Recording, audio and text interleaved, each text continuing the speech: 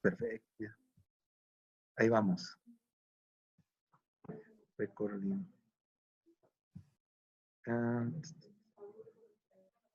Muy bien. Asociación Mexicana de Intermediarios Bursátiles. Los intermediarios bursátiles más importantes son las casas de bolsa, prácticamente.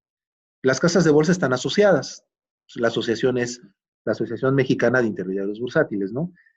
Igual que los bancos están asociados en Asociación de Bancos de México, ABM, ¿qué es esto? Y estas dos que están aquí, vamos a suponer que ustedes tienen una empresa y quieren emitir acciones. ¿Para qué quieren emitir acciones? Necesitan dinero. Entonces, algo que pueden hacer es emitir acciones para que una vez que se las compren, pues reciban ese dinero y pues, se puedan financiar. Entonces, ¿cómo le van a hacer para venderlas? No las van a anunciar en el periódico, no van a ir a tocar a la Bolsa Mexicana de Valores a decir, quiero vender acciones de mi empresa. Tienen que ir a una casa de bolsa. La casa de bolsa se va a encargar de hacer todo este trabajo. Dentro del trabajo que tiene que hacer la casa de bolsa es registrar las acciones. O sea, tienen que estar registradas. O sea, existe la acción y esto lo hacen en el Registro Nacional de Valores e Intermediarios. Tiene que haber un registro de que existe, que cumple con ciertas especificaciones y demás. Y luego el papelito, pues hay que irlo a depositar para que no esté cambiando de manos todos los días. Vamos y lo depositamos en algún lado que se llama Instituto para el Depósito de Valores Indeval. ¿Sí? ¿Alguna duda?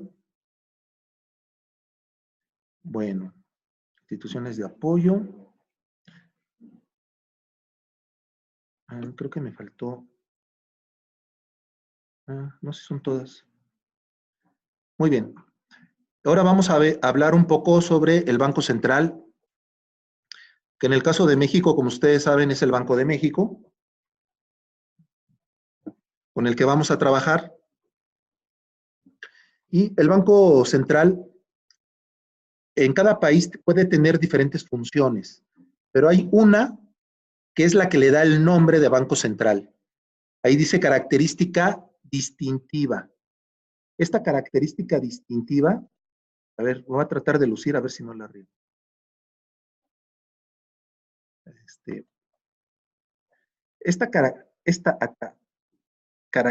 Esto que sí la regué. Esta característica, esta característica distintiva es facultad exclusiva de emitir moneda. La institución que tiene el monopolio para emitir monedas y billetes, a eso se le llama Banco Central. Aparte de esta función puede tener otras. El Banco de México tiene otras, pero esto es lo que lo define como el Banco Central, ¿no? Aquí vienen algunas otras funciones. Es responsable de la política monetaria. Él se encarga de determinar cuánto dinero debe de haber en la economía para alcanzar ciertos objetivos, en particular el de la estabilidad de precios. Es prestamista de última instancia. Si un banco necesita dinero y no tiene y no ve de dónde sacar, el Banco de México le presta. ¿Sí? ¿Se acuerdan que les dije que los bancos tienen dinero depositado en el Banco Central para llevar transacciones entre ellos? ¿Qué pasa si se le acaba el dinero a un banco? Entonces, el Banco de México le dice, no te preocupes, yo te presto. Pero sí cobra un poquito caro el Banco de México para tratar de incentivar a los bancos a que tengan el dinero suficiente en el Banco Central para sus transacciones. Regulación y supervisión bancaria. El banco se encarga de cuidar que los bancos comerciales funcionen correctamente. Esto es algo que podrían estar haciendo ustedes cuando se gradúen, si entran a trabajar al Banco de México. Recuerdo mucho un egresado que lo que hacía era visitaba a los bancos y revisaba, la hoja de balance que les mostré de los bancos, él la revisaba y revisaba que el banco cumpliera con ciertas regulaciones, como por ejemplo que el capital del banco al menos fuera cierto porcentaje de todos los activos que tenía el banco. Es decir, revisaba que el índice de capitalización se estuviera cumpliendo. Y así revisaba algunas cosas, ¿no? Entonces, el banco supervisa, regula, el banco puede emitir leyes, bueno, no las emite él, las propone al Congreso y el Congreso las acepta, leyes para que los bancos funcionen correctamente. Un ejemplo, los bancos en su afán de ganar el máximo de dinero posible, pues luego hacen cosas pues, un poquito indebidas. Por ejemplo, antes lo que hacían era, llegaban contigo y te decían, oye, yo te presto, yo te ofrezco una tarjeta de crédito, pero es una tarjeta de crédito increíble, buenísima. ¿Sabes cuánto te cobran otros bancos de interés por usar una tarjeta de crédito? Te cobran 80%. Con la mía, no te preocupes, vas a pagar no 80, no 70, no 50, no 40, 30% de interés. ¿Cómo ves? Y tú podrías decir, ah, está padrísimo, 30%. No, sí, sí, no, la adquiero, ¿no? Ya cuando la adquieres, te enteras que te van a cobrar una comisión anual de 20,000 pesos. Estoy exagerando un poco. Dices, oye, pero es que esto no me lo habían dicho, ¿no? Luego tratas de sacar dinero con tu tarjeta de crédito. Ah, no, es que la comisión por sacar dinero es de 2,000 pesos. Ay, no, no se pasen, o sea, pues, pueden sacar 3,000 y me van a cobrar. Estoy exagerando un poquito tal vez. ¿Qué quiero decir? Al final, esa tarjeta resultaba ser posiblemente más costosa que otra que te estaba cobrando un interés más elevado, porque el banco ocultaba costos, los ocultaba de alguna manera que tú no te enteraras y solamente te presentaba uno, el del interés que te iba a cobrar. Entonces al Banco de México esto no le gustó. Entonces dijo, no, ahora todos los bancos están obligados a publicar el CAT, costo anual total, donde el banco tiene que meter todos los costos y decir ya, a ver, en total, ¿cuánto cuesta el interés que me estás tú cobrando? Ya en total, ¿no? Y esto lo propuso el Banco de México y lo aprobó el Congreso. Entonces ahora los bancos están obligados a presentarte su CAT para que tú compares un CAT contra otro CAT y veas qué es lo que es más barato, ¿no? Entonces también regula los bancos, el Banco de México. Y por último es el agente financiero del gobierno. El Banco de México es el que le ayuda con sus finanzas al gobierno. Por ejemplo, ¿ustedes saben en qué banco deposita su dinero el gobierno? En Banamex, en Bancomer, en el Banco de México. Ahí deposita su dinero el gobierno, en el Banco de México. Sobre todo, por ejemplo, todo lo que son eh, exportación de petróleo, llegan los dolaritos y van directos al Banco de México. Banco de México recoge esos dólares del gobierno y ya cuando el gobierno le dice, oye, pues pásame dinero porque hay que pagar la nómina, le da pesos. Y los dólares los guarda en las reservas internacionales del Banco de México. Entonces estas reservas van creciendo porque el gobierno deposita ahí sus dólares dentro del Banco de México. Cuando el gobierno necesita dinero, ¿a quién le pide prestado? Necesita dinero, ¿qué es lo que hace? Ya saben, ya se los dije hace rato. Emite CETES. Entonces emite CETES, ¿no? Entonces los manda a imprimir, la Secretaría de Hacienda es la que se encarga de imprimirlos, y ya después, ¿quién cree quién los va a vender? El Banco de México. Le hablan al Banco de México y le dicen, oye, pues tú, bueno, no le hablan todos, ya es algo ya establecido, ¿no? Pero hagan de cuenta que le hablan y le dicen, pues como tú tienes tu sistemita donde estás conectado de manera electrónica con toda la banca y con las instituciones financieras, queremos que vendas nuestros CETES. Todos los días hay venta de CETES. De hecho, es una subasta de CETES. El Banco de México le dice, sí, yo te los vendo, o sea, dime cuántos son, me conecto con toda la banca ya sabe que a las 12 del día hay subasta de CETES, se conectan y decimos, aquí tenemos CETES que van a pagar 100 pesos al que los tenga dentro de 28 días, ¿cuánto pagan? Y se arma la subasta. Entonces hay bancos que dicen, ah, yo te los compro, y yo te compro la mitad, te pago 60 pesos. Y otro banco dice, no, yo te compro todos y te pago 65. No, yo te compro y empieza la subasta y se venden. Dependiendo al final cuánto pagaron los bancos contra los 100 pesos que les da el gobierno, se obtiene la tasa de los CETES, la tasa de rendimiento, ¿no? Eh, entonces, el Banco de México se encarga de hacerle todo este tipo de trabajo financiero al gobierno. ¿Tienen alguna duda? Muy bien. El Banco de México, bueno, algunos datos, fue creado en 1925.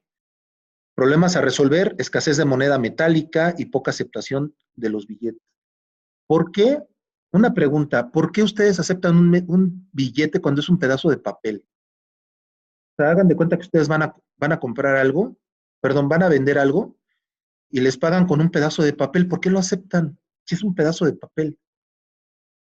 Un billete es un vil pedazo de papel. ¿Por qué lo aceptan? Por el valor que tiene, pues es un pedazo de papel. Pues yo le puedo poner ahí cualquier numerito. Por,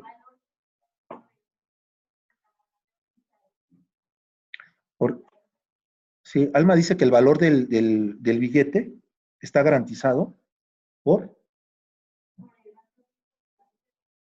por el Banco de México, dice por las reservas.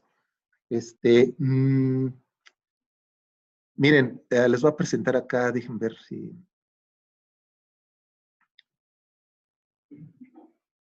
Así voy a estar yo si sigo comiendo. Sí, he estado subiendo de peso. Eh,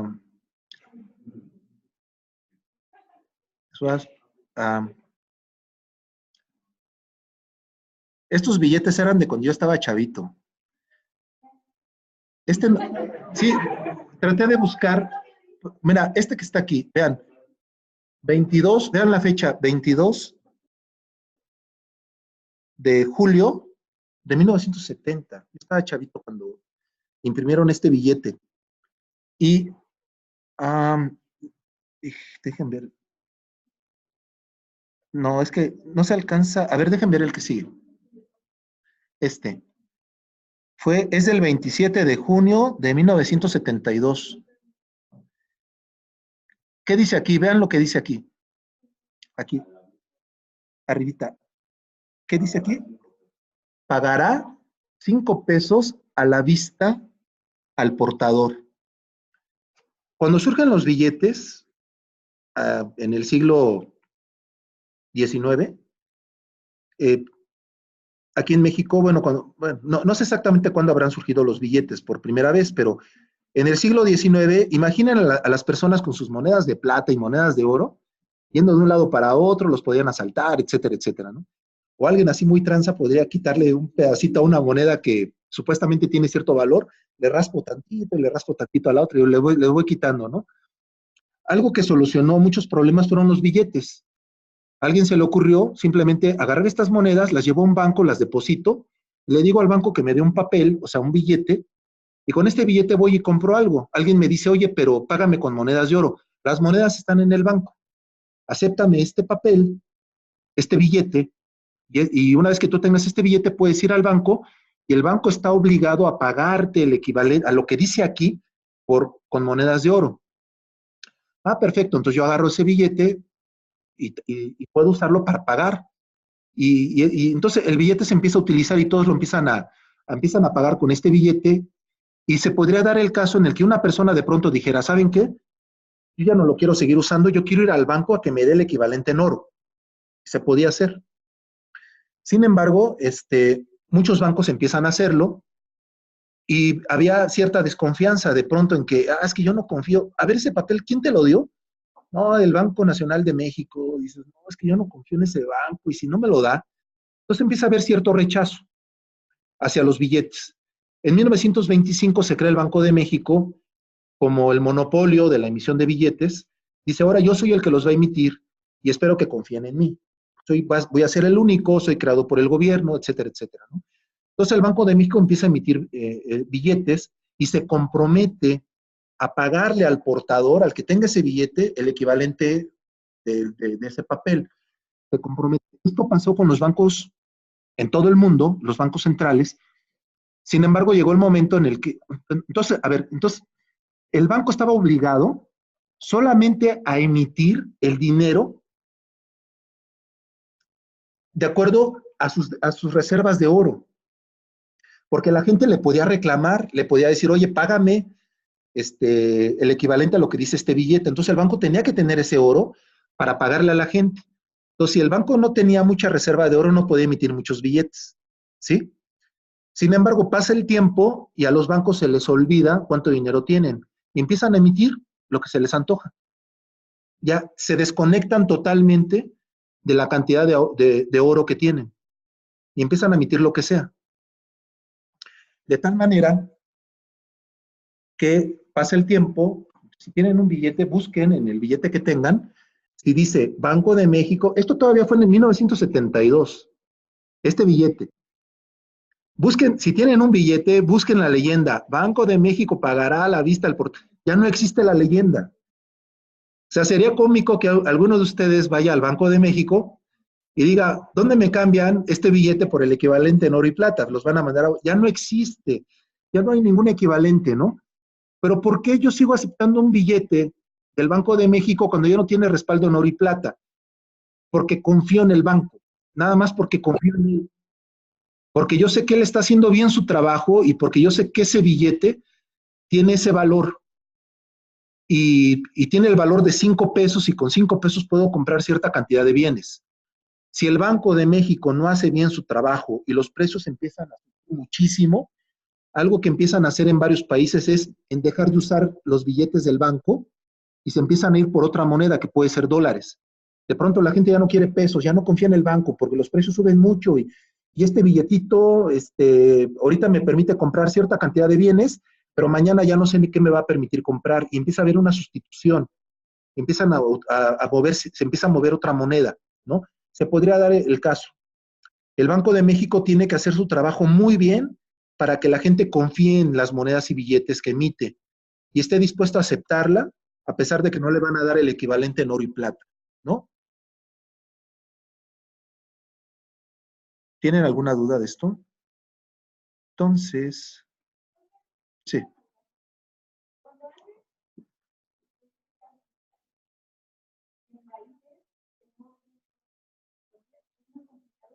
Sí, sí preguntan cómo es la política monetaria en países que no tienen una moneda propia. Pues prácticamente no existe la política monetaria. Se renuncia a la política monetaria. Es cuando no se tiene una moneda propia. Que es algo a lo que tienen que renunciar. Eh, Depende del país. Sí, se pueden dar varios casos. Por ejemplo, en la zona del euro, los países no tienen una moneda propia, o sea, una moneda de Grecia no tiene su propia moneda, Francia su propia moneda. Entonces, sí tienen que renunciar un poquito a decidir cuánto dinero va a circular en su economía. Sí tienen cierta capacidad de emitir euros, pero hay un banco central de toda la zona que es que es quien determina la política monetaria, ¿no? Muy bien. Entonces, el Banco de México se crea porque pues, hay escasez de moneda y hay poca aceptación de billetes. Entonces llega el banco y dice, a mí sí, yo sí, si les emito un billete es porque sí les voy a pagar, deben de creer en mí, ¿no?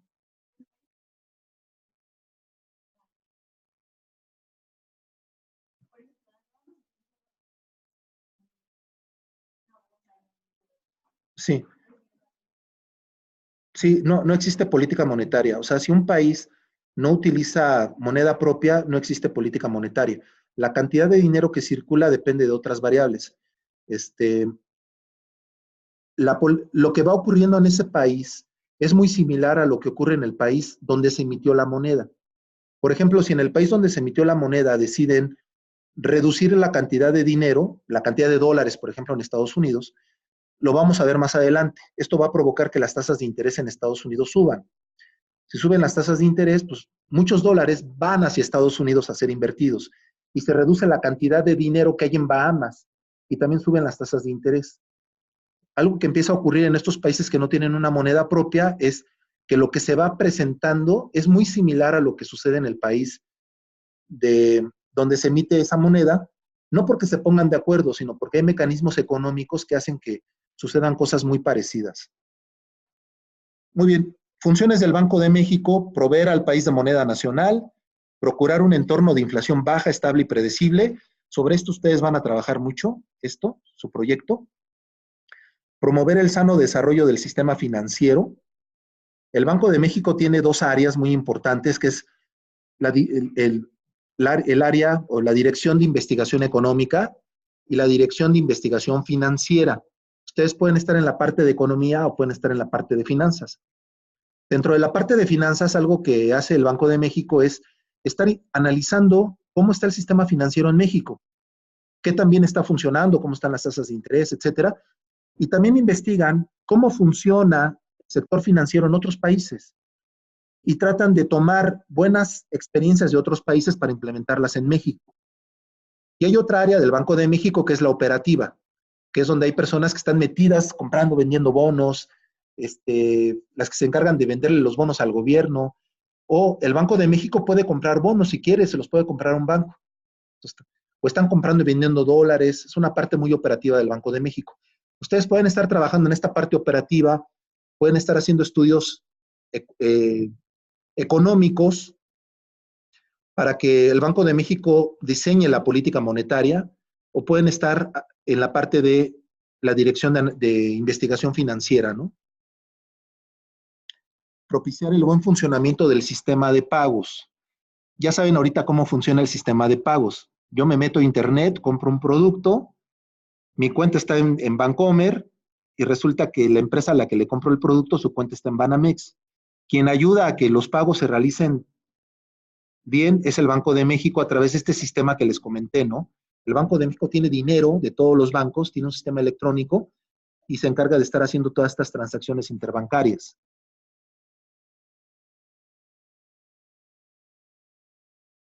El Banco de México está integrado por una junta de gobierno donde hay 5 integrantes, que es el gobernador y 4 subgobernadores. Designaciones hechas por el presidente de la República, nombramientos sujetos a la aprobación del Senado. Sí, aquí algo muy importante es de que Banco de México, si realmente quiere controlar los precios, tiene que ser autónomo del gobierno. ¿Por qué? Porque imaginen ahorita, si no fuera autónomo del Banco de México, ahorita, si no fuera autónomo, vienen las elecciones y el que está ahorita arriba de las encuestas, de manera individual, es López Obrador. O sea, no es el PRI. Si ahorita se hicieran las elecciones y no hubiera coaliciones, gana López Obrador. Si se hicieran ahorita, ¿no? ¿Quién sabe qué va a pasar en las próximas elecciones? Todavía las fuerzas se van a mover, no sabemos qué va a pasar. Entonces, algo que podría hacer el PRI, estando ahorita en el gobierno para pues, obtener muchos votos, es decirle al Banco de México, imprime mucho dinero y me lo pasas. Y empiezo yo a comprar despensas y empiezo a hacer miles de cosas para quedar bien y que la gente vote por mí. Oye, pero eso va a crear inflación. No importa, ya la inflación va a ser después. Mientras tanto, pues van a votar por mí. O sea, podrían darse ese tipo de situaciones, que el Banco de México responda a los intereses del gobierno y no a los intereses del país. Entonces, para que responda a los intereses del país debe ser autónomo del gobierno. Lo único es que el gobierno sí propone a los que van a estar en la Junta de Gobierno. Pero hay algo que es interesante. No todos son nombrados por el mismo presidente. Están escalonados. Cada subgobernador dura en su puesto 8 años y están escalados 2 años. De tal manera que de pronto, en cierto momento, se requiere un subgobernador, lo elige un presidente y este subgobernador va a estar 8 años. De tal manera que gran parte de su labor dentro del Banco de México lo va a hacer con otro presidente que no fue el que lo eligió o el que lo propuso.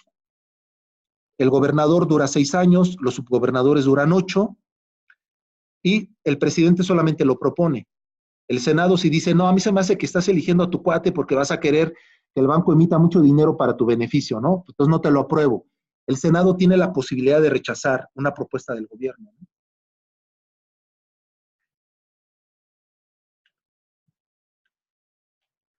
Las decisiones de política monetaria se toman de forma colegiada, todos tienen el mismo peso, todos los votos. Dije todos tienen el mismo peso, pero pues claramente no. El gobernador tiene más peso porque es gobernador. Bueno, su voto tiene más peso. Es que si dicen, en caso de, aquí dice, en caso de que haya un empate, tiene voto de calidad el gobernador, ¿no? El Banco de México en general ha hecho un trabajo muy bueno. Hay estabilidad de precios. A ustedes no les ha tocado vivir en situaciones de mucha inflación, etcétera. Y dicen, ya se va el gobernador, tan bueno que es, y es que, ha hecho muy buena labor. Es cierto, ha hecho buena labor, pero la labor es en equipo, es una junta de gobierno que toma decisiones entre todos. Eso es algo muy bueno porque se va uno, pero quedan otros 4 siguiendo una cierta, si es un proyecto de largo plazo, o sea, no es que remueven a los 5 y vienen otros 5 que quién sabe qué van a hacer, ¿no? O sea, cuando se va uno realmente no, es muy difícil que ocurran cambios muy profundos en el manejo de la política monetaria, ¿no?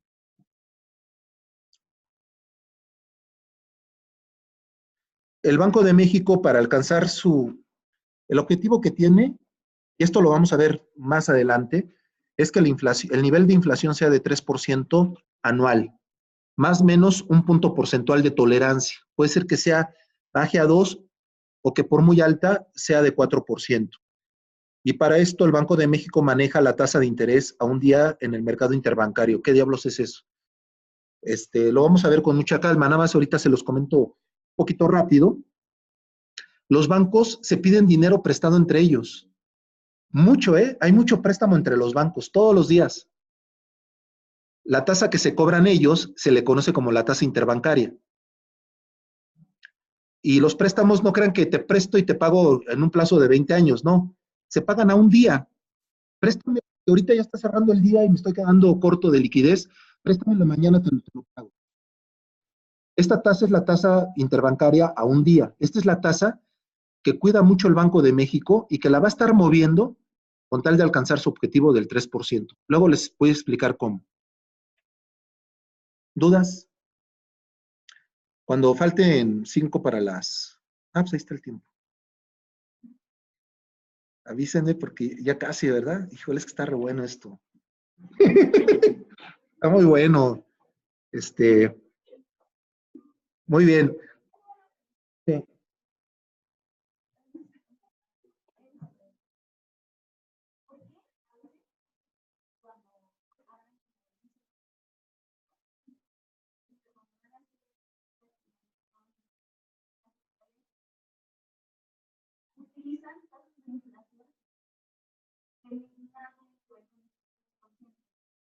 sí,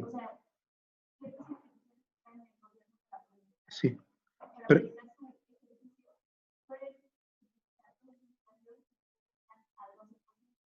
sí.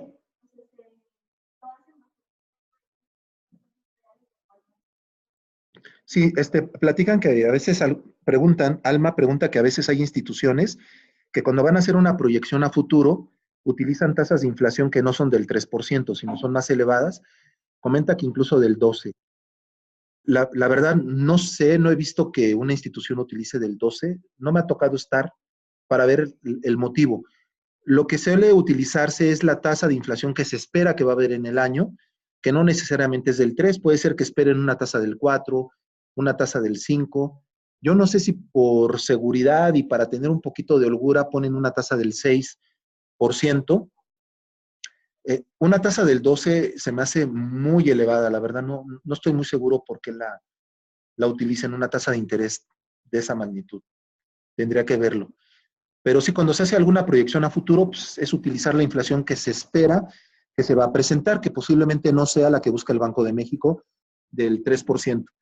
Bueno, ya para terminar,